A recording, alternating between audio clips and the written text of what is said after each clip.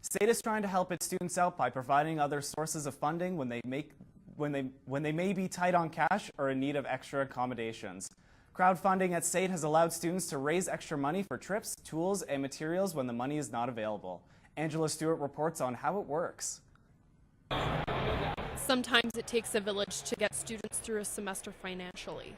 Full-time students looking to participate in school trips, purchase the materials they need to complete a class, or even hold a club competition may find it difficult to find the necessary funding. But how does crowdfunding work?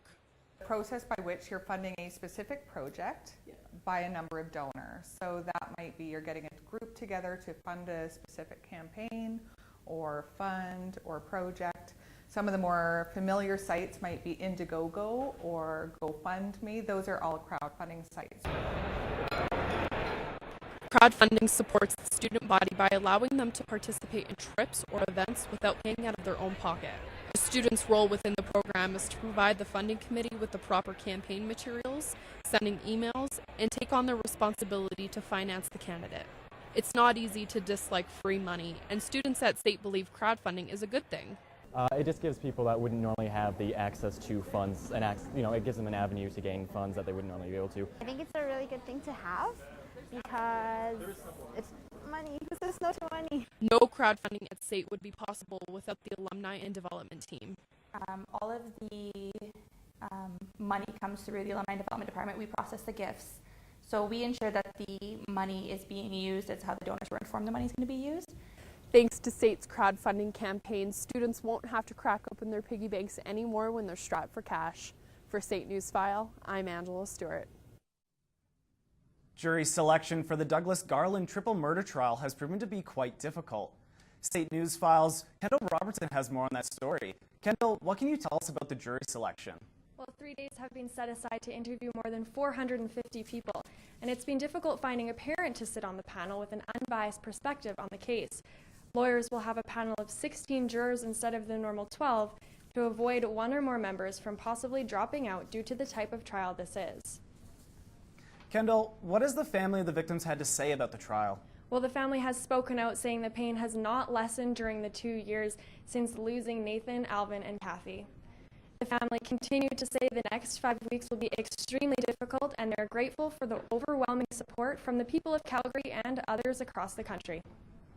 Kendall Robertson reporting live from State's newsroom. Cool. Students here at State were able to take part in the health fair to learn about different ways to take care of themselves. School is a stressful time for lots of students, especially when they don't know how to handle it. And as Allison McKinnon reports, learning to take care of yourself mentally and physically is very important. It's only day 3 and we're pretty stressed out, yeah. Learning a new schedule, trying to find a balance between work and school life, and dealing with relationships can create a strain on a person's mind. State offers students the opportunity to talk to a counselor about their stress and come up with a beneficial plan to combat it. There's a lot of stressors that, are a normal part of student life as well, right? And so just helping them to identify when maybe it's past that normal range, in an unhealthy way. And helping them to be able to identify that. Anxiety is the top presenting concern among college students at 41%, followed by depression and relationship problems. Mental health is important, but finding the perfect balance between both mental and physical health is key in a student's success. When a person participates in physical activity, their body produces endorphins that make the brain and body feel good. Your body could be trying to tell you you're stressed through both your posture and balance. We know that having good physical health really encompasses everything that you do. So how well your brain functions as well. So that's a really important chiropractic thing as well. The healthier your spine is, the healthier your body is functioning, then the healthier all aspects of your overall well-being will be. One of the things that can really throw a student off is that in some cases it's their first experience of being completely independent. Developing a sense of community, here at State with their friends or classmates, getting involved and stuff, but trying to maintain some sort of balance as well. Students will face stresses all through their lives, but the health fair and programs offered at State hope to provide the education needed to get through it. For State Newsfile, I'm Allison McKinnon. The pipeline that sparked protests from environmental activists has been given the green light by the BC government. The Trans Mountain Pipeline expansion project reached an agreement with the Kinder Morgan and the BC government for an investment of $1 billion over 20 years. Back in December, 2 out of 3 major pipeline projects were approved by the federal government. The Trans Mountain Pipeline was left out because 5 conditions the BC government set out weren't met. Rachel Notley and the Alberta government are pleased with the approval of the Trans Mountain Pipeline. Rachel Notley said in a statement yesterday that she welcomes our neighbours' decision to build a pipeline. Notley continued to say that the pipeline will help Albertans' economy by creating jobs and that this is the right step forward in the fight against climate change. The federal government faced many challenges when it came to approving the pipeline. The federal government had to meet the National Energy Board's 157 conditions and also BC Premier Christy Clark's 5 conditions to make sure the environment would be protected. The NDP government plan to phase out coal has small communities scared for their future.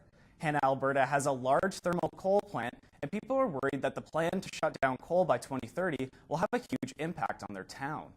Hanna has a population of 2,700, and the community has largely lived off of agriculture. But if the power plant shuts down, 200 well-paid full-time positions will be lost. Alberta has said they plan to work out with Ottawa and communities that will be affected by the change to smooth the transition from gas to hydro. Another MLA has backed Jason Kenney's bid to be the new Alberta Progressive Conservative leader. Calgary Fish Creek's Richard Godfrey announced he supports Kenney's bid at Calgary's rally last night. Godfrey said that Kenney is the right person to reunite Alberta Conservatives and that his constituents want a united Conservative front for the 2019 election. Other MLAs who back Kenney are Calgary Northwest Sandra Jensen and Vermilion Lloydminster's Richard Stark.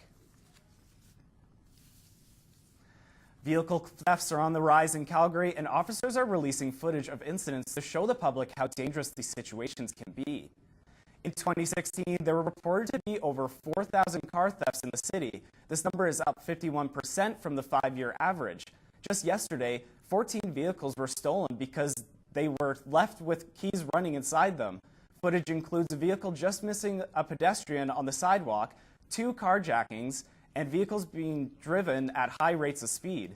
People are encouraged not to leave their cars running unattended and report any suspicious activity. Taking a cab home from the airport can become expensive really quickly. The rideshare company Uber has partnered with the Calgary International Airport to allow users to have different options available to them. According to Uber's website, a ride from the airport Calgary would be about $25 to $32, whereas a traditional cab would cost you around $37 to $64. Uber only became available in Calgary on December 1st, but it's already gaining approval among some Calgarians. Well, I'm not really sure because I've had a lot of people actually use Uber recently, and they tend to spike their prices without letting people know, so I'm not really sure. I'm still leaning towards cabs, but I'd like to try them. In the past, only Associate Cabs had an exclusive contract with the airport to supply taxi services. A study aimed at helping more than 100,000 Canadians living with celiac disease has been given a boost thanks to the grant from the University of Calgary Facility of Kinesiology. Researchers from the university are trying to help people manage their disease. Troy Durrell reports on the recent breakthrough. Celiac disease is caused by protein found in wheat, barley, and rye. And some people who have celiac disease and are exposed to gluten in their diet will lead to inflammation of the lining of the small intestine. Going out for a meal or something, it can be a little challenging, especially if people don't understand what gluten is and what certain foods have gluten in them. Traveling can be a bit of a challenge sometimes because you're somewhere new, maybe there's a different language, and again, that's kind of a barrier to just kind of communicating with someone about what gluten is and what certain foods you can and can't have. But day to day, I don't really have too much of an issue or too many problems with it. The University of Calgary's kinesiology program has done preliminary research and will be conducting studies over the next 2 weeks to determine if exercise may help promote a healthy balance of gut bacteria. So this is coming from research that shows that engaging in physical activity can actually improve the balance of the gut microbiota, so the bacteria that are in our intestines.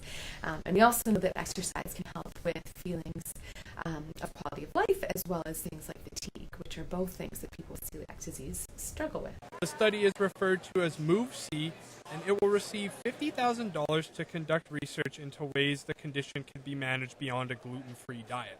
MOVE-C is also looking for adults 18 years or older who have been diagnosed with celiac disease and do not engage in regular physical activity. There's been a new app created called My Healthy Gut that educates people about which food are safe to eat as well as records other symptoms. For St. Newsfile, I'm Troy Rell.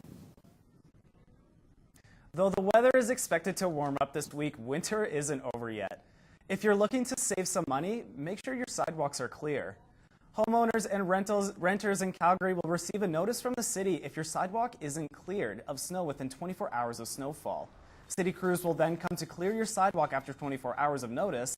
Then you can expect a pricey invoice. Homeowners must pay the invoice or else it will add on to your property tax.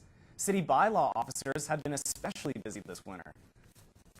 Mainly to complaints, because we have received over 1,700 complaints already since December, beginning of December. So we will attend to complaints, but if we do attend an address, we're not going to leave the address alone that hasn't been complained about. So we're actually going to do a lot of proactive work as well. City bylaw officers encourage Calgarians to volunteer for Snow Angels, a program that helps people who need assistance in clearing the snow and ice. More information on Snow Angels can be found at calgary.ca. Those are today's top stories. We'll have your full forecast for you after the break. But first, Kara Oosterhuis has a look at what's going on around Calgary this week.